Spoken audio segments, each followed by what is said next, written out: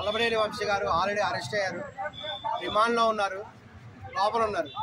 ఈ సందర్భంలో వంశీ గారి భార్య బయటకు వచ్చేసి తన భర్త చాలా అమాయకుడు, ఆయనకేం తెలియదు, ఆయన వదిలేసేయండి అని చెప్పడం కూడా నిజంగా దురదృష్టకరం. ఆమె చేసినటువంటి విషయాన్ని ఎవరు కూడా సపోర్ట్ చేయట్లేదు. ఈ విషయం ఆమె ఎప్పుడు చేసి ఉండాలంటే, ఎప్పుడైతే వల్లభనేని వంశీ అనేటువంటి ఆయన చంద్రబాబు నాయుడు గారి భార్య గురించి కామెంట్స్ చేసినప్పుడు అప్పుడు ఆమె ఏం చేస్తుంది అంటే లోకేష్ కూడా ఇప్పుడు టోల్ అవుతుంది. లోకేష్ కూడా గన్నవరం ఏదైతే పాదయాత్ర చేసేటప్పుడు అతను పాదయాత్ర చేసేటప్పుడు ఆల్రెడీ అక్కడ చెప్పాడు, రెడ్ బుక్ లో రాసుకున్న వదలని ఇక్కడ ఎక్కడైతే ఉన్నాడో ఇక్కడ పెట్టి వంశీని పెట్టి మేము తప్పు చేశాం కాబట్టి అతన్ని వదలం, ఏ రోజైనా జైల్లో పంపిస్తానని చెప్పేసి ఆ రోజు నిజంగా మాట నెరవేర్చుకోవటానికి పెట్టాడంటే ఖచ్చితంగా అసలు రెడ్ బుక్ రాజ్యాంగం కూడా నడుస్తున్నది.